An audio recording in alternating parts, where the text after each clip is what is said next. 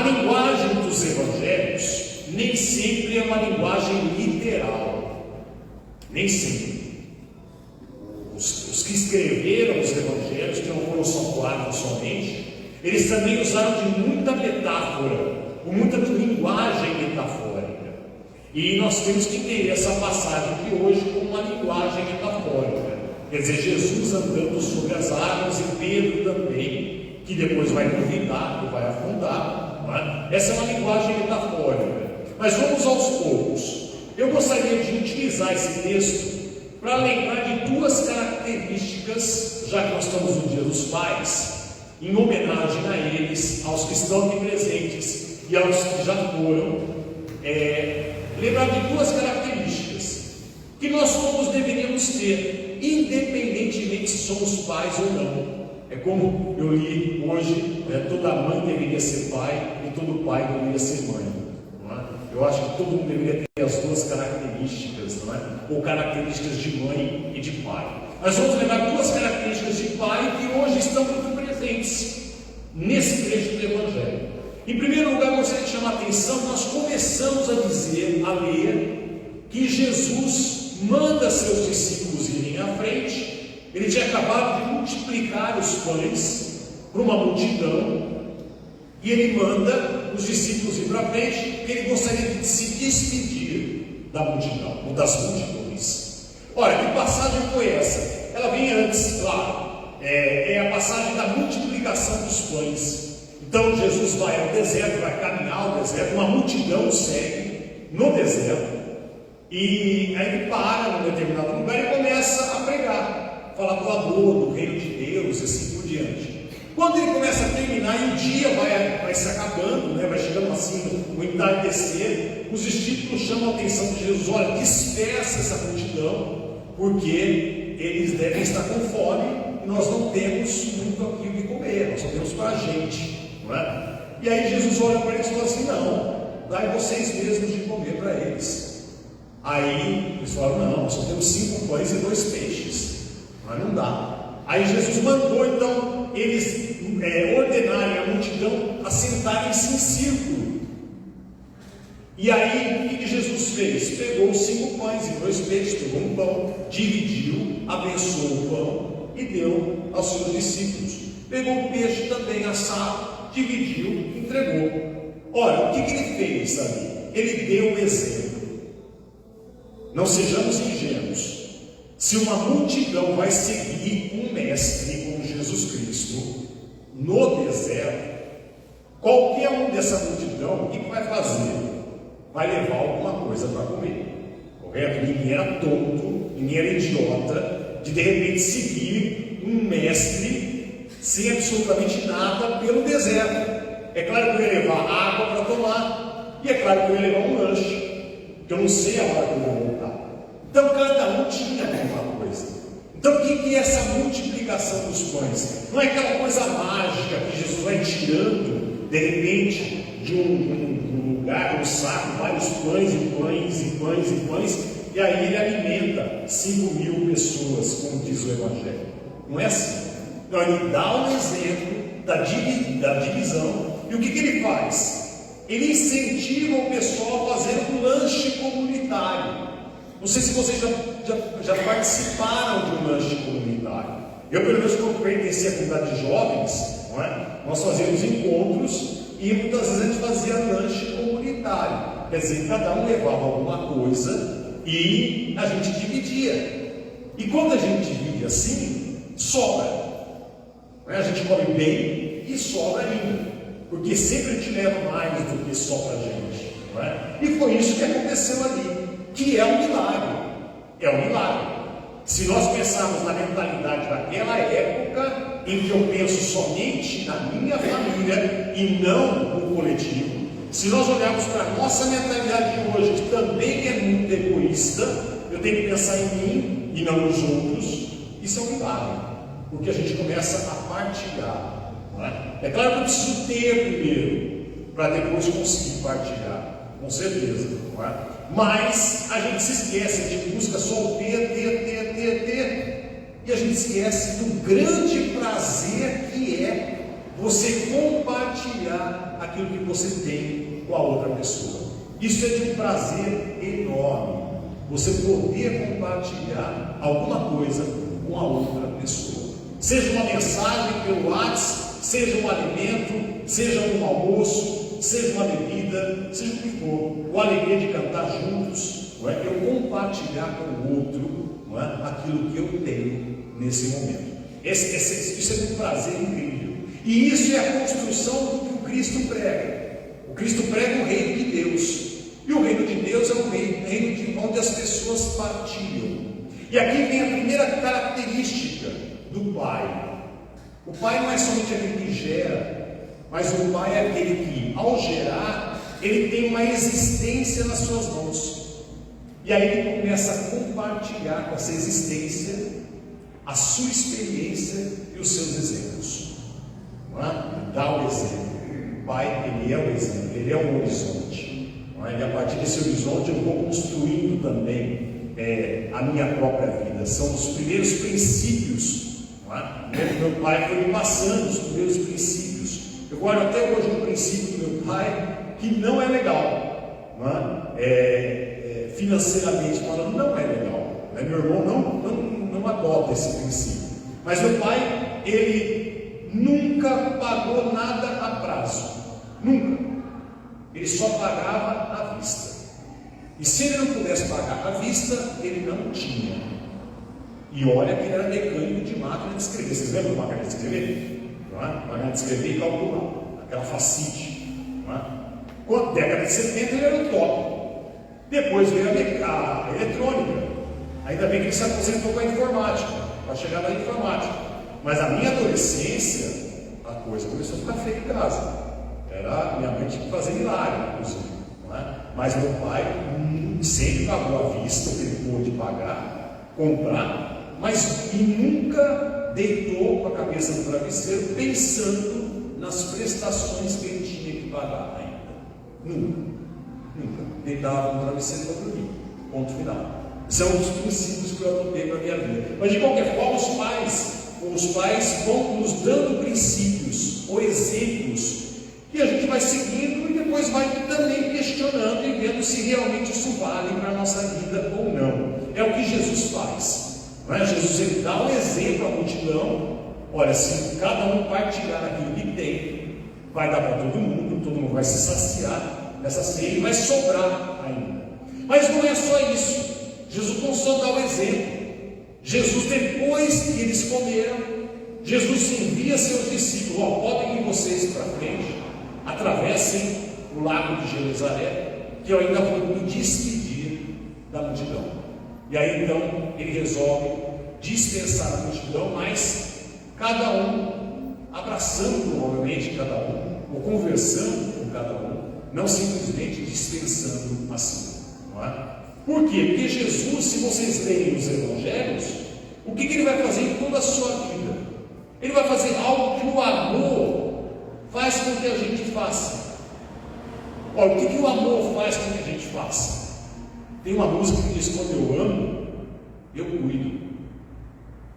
Não é isso? Quando eu amo, eu cuido. E Jesus pregou amor e viveu amor. E uma das primeiras características de quem ama é cuidar do outro. E aqui vem um ponto essencial do pai. O pai é aquele que cuida. O pai que não cuida deixa de ser pai. A principal característica do pai é aquele que cuida, que tem preocupação com o filho ou a filha, não é? Que vai cuidar. Muitas vezes até exagera, não é? De cuidar desse filho. Então essa é uma das características do pai. E deveria ser uma das características nossas, de quem vem a uma missa e tem Jesus como exemplo, como paradigma. Ora, se tem Jesus como exemplo, paradigma, então o meu exercício no dia a dia é cuidar das pessoas. E cuidar das pessoas é estar atento, como disse a primeira música, é estar atento ao que está acontecendo. Muitas vezes eu tenho pessoas ao meu lado que estão precisando de uma conversa, estão precisando de um abraço, de um simples bom dia. E às vezes eu nem faço isso, e são coisas mínimas. E eu posso fazer isso. Então, estar atento ao outro, porque a gente muitas vezes é levado a estar atento a nós mesmos. O que está acontecendo comigo, não é? A fase que eu estou passando e assim por diante. E a gente esquece de olhar para o outro e cuidar do outro. E como é um prazer enorme compartilhar com o outro aquilo que eu tenho, é também um prazer enorme cuidar do outro, ou contribuir para que a vida do outro esteja melhor. Tem gente que nem isso faz, tem gente que pior, não é? Prejudica a vida do outro. São as andas do caminho que a gente encontra no caminho, atrapalhando o nosso caminho. Não é? Mas a nossa missão é cuidar do outro, como um pai verdadeiramente cuida dos seus filhos. Esse deveria ser o nosso esforço no dia a dia. Mas aí vem a cena de hoje, que é uma metáfora, tá? Primeiro, a narrativa diz que os discípulos saíram com a barca e o mar estava agitado. O que é mar agitado? Hein? Mar agitado, metaforicamente, é uma fase ruim da vida, é a fase difícil da vida.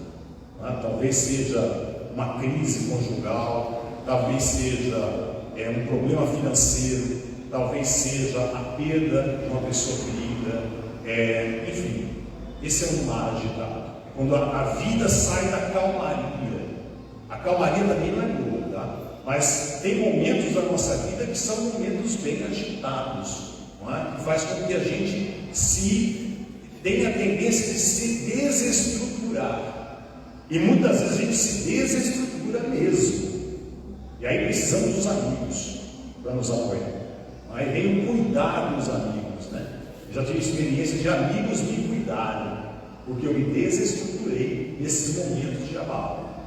Mas o mar agitado aqui é um momento difícil. E aí vem Jesus caminhando sobre as águas na madrugada. E o que é caminhar sobre as águas? É você alimentar em você a fé, a postura de fé. E é por isso que Jesus vai brincar com as palavras, ou a narrativa vai brincar com as palavras. Coragem, eles pensam que é um fantasma, não é? E tem medo, ficam com medo, muito medo. E Jesus fala assim: não tenhais medo, tenham coragem, coragem. E aí Pedro fala assim: bom, se o Senhor é o mestre mesmo, faz com que eu ande também, vá até o Senhor, não é? E Pedro começa a andar sobre as águas mesmo. E Jesus simplesmente fala vem, aí ele começa a andar, mas aí ele começa a afundar. E aí Jesus repreende: homem de pouca fé, homem com uma fé fraca, tenha coragem. E aí Pedro pede ajuda e Jesus não magicamente faz Pedro se erguer, ele pega com a mão Pedro e ajuda Pedro com a mão, não é? E aqui, gente, eu chamo a atenção de vocês no seguinte: Pedro vai andar sobre as águas esperando que Jesus faça isso por ele. A intenção de Pedro é que Jesus faça isso por ele. E Jesus chama Pedro esperando que Pedro faça isso por ele. Ou seja, Pedro entenda que ele tem uma força interior muito forte. E com essa força interior, ele pode andar sobre as águas. Ele pode superar as fases difíceis. Ele pode andar sobre a turbulência da vida. E muitas vezes, e eu acho que todos aqui já passaram por várias, não é? Existem turbulências da vida, que depois que passam a gente fala assim: nossa, não é? Passei, não é isso? Eu consigo passar, não é? Doeu, machucou, não sei o que, mas eu passei, não é? Aí a gente passa. É como perder um ente querido, né? A gente fala assim, antes de perder, a gente fala assim: nossa, será que eu vou conseguir, não é? Superar isso, passar por isso? E a gente passa, não é? Então a gente tem uma força interior. E Jesus, durante qualquer cura, quando ele termina uma cura, ele não fala assim: vai em paz, eu te salvei. Não, Jesus fala assim: a tua fé te salvou. O que os evangelhos querem dizer com isso? Quer dizer que nós todos somos filhos de Deus. Nós todos temos uma força interior incrível. O que nós acabamos fazendo é esquecer dessa força interior que nós temos. Se eu olhasse os evangelhos como um espelho, e assim deveria ser lido os evangelhos, eu deveria olhar Jesus como um espelho, ou seja, que reflete a minha face. Ele pode andar sobre as águas, sobre a turbulência da vida, e eu posso andar sobre as águas, sobre a turbulência da vida.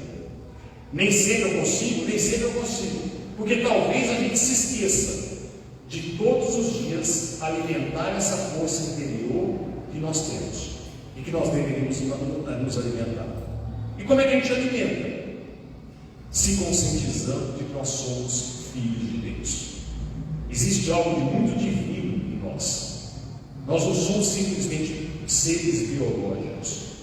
Nós temos algo no nosso interior que faz com que a gente supere qualquer coisa. E eu preciso me conscientizar disso. E essa força, ela é alimentada a partir do momento que eu me conscientizo disso. A nossa criação, a nossa sociedade faz com que a gente acredite no contrário. Eu não posso, eu não consigo, eu não sou capaz, não sonho. Seja realista, você não vai conseguir. E assim a gente vai se enfraquecendo na fé. E fé, gente, é o quê? É coragem. É coragem. É me atirar na vida. Em todas as experiências da vida. Nas experiências boas e nas experiências ruins. É poder me alimentar ou entrar nas turbulências da vida, me alimentando delas e aprendendo com elas. Justamente aqui que está o ponto.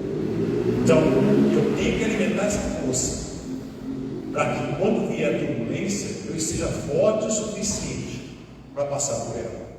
E assim nós vamos viver como Jesus viveu.